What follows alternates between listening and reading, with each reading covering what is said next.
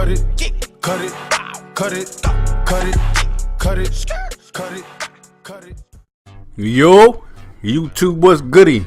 It's your homie Mars, Mr. 45. And today we got story time. You know, we gonna talk about the time I called the Riot Part 2. If you ain't hear Part 1, make sure you go back and check it out, because this is Part 2.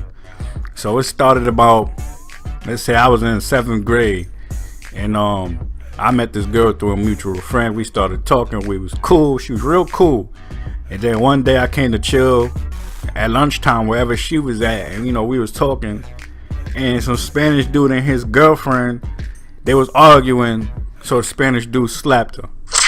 So the girl I was chilling with and talking to, she wanted to go defend her friend, and the Spanish dude pushed the girl. So I stepped up, you know, I was mad, like, what the fuck is you doing? Like, you need to fall back, you know, putting your hands on females and all that shit. And he started saying some shit in Spanish. I don't know what the hell he was saying, but I got hella hot. So I slapped him, and I stepped back like, yo, let's throw hands. So they had a leader there that knew me from past experiences. Like, he was the leader of the Spanish dude, so everybody looked up to him, and he knew who I was. So he stopped the whole thing before it got hectic. And he was trying to calm the situation down, but it was already rowdy. I was a black dude, and there was a bunch of Spanish dudes around, so they ended up getting in his head. I know he didn't want to go through with what they was trying to tell him to do, but I guess when you play that position, when you play that leader role, you're gonna have to do it. You know, you gotta do things you don't want to do. So he ended up telling me, yo, just after school, we can meet up the hill on the concourse. You know, you bring your peoples, I bring my peoples type shit. So I got hella mad, like, is you crazy? Alright, whatever. So I couldn't wait for school to be over. Like, I was hella mad. I was ready to break shit. Like, I'm mad. So finally school was over, the bell rung. Man, I rushed home. Like, I was on my fast pace walking. Like, I was walking so fast I was damn near running to get home. So I finally get home, and my bro and my man, they usually walk with me, because, you know, we all went to the same school, so they usually walk with me home. So they wondering, like, yo, what's good? I wasn't talking, I wasn't saying nothing, I was just on my one-man mission. I was angry. So I get home, I go upstairs, I drop my book bag, and I start heading to the concourse where the dude told me to meet him. So everybody like, oh, what's good, Mars? What's good? What's going on? What's wrong? I ain't saying a word, I'm just walking right up the hill to the concourse. So everybody see me walking, so everybody started following me. My whole neighborhood came through. My whole hood came through, because I was mad as fuck. I wasn't saying nothing to nobody. I was ready to fight. I don't care. Even if I had to fight all of them by my damn self, I was ready. I had like a little man complex. I was mad. So anyway, I finally get up the hill. Everybody came with me.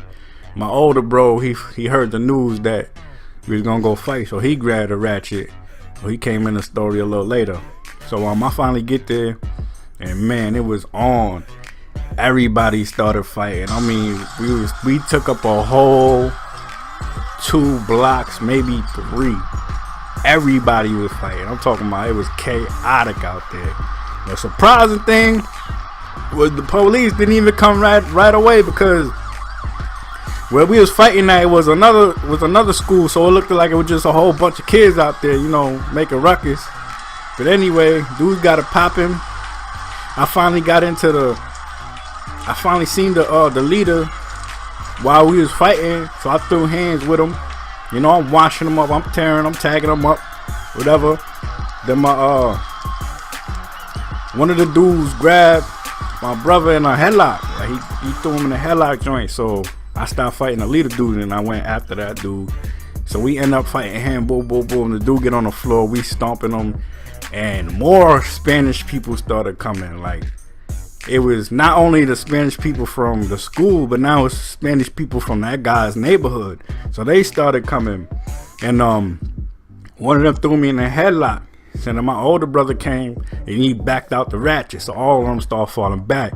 While he was doing that, we were still stomping the dude on the floor.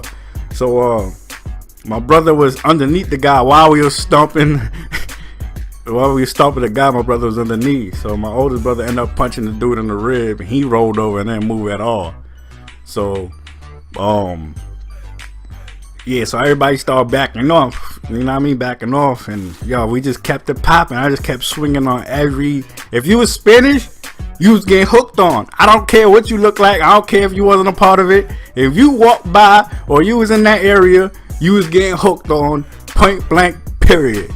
So, anyway, that shit ended up stopping. Police came. You know, niggas ended up going home. The next day, we got called into the office.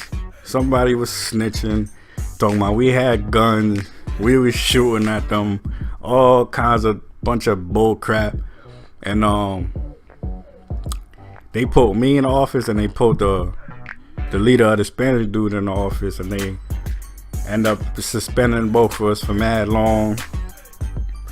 And I just every day that I saw that dude, we got it on, to the point that he was like, yo, I don't want to fight no more. Like, I'm done with this. Like, it's pointless. But yeah, man, that's story time. That's what happened.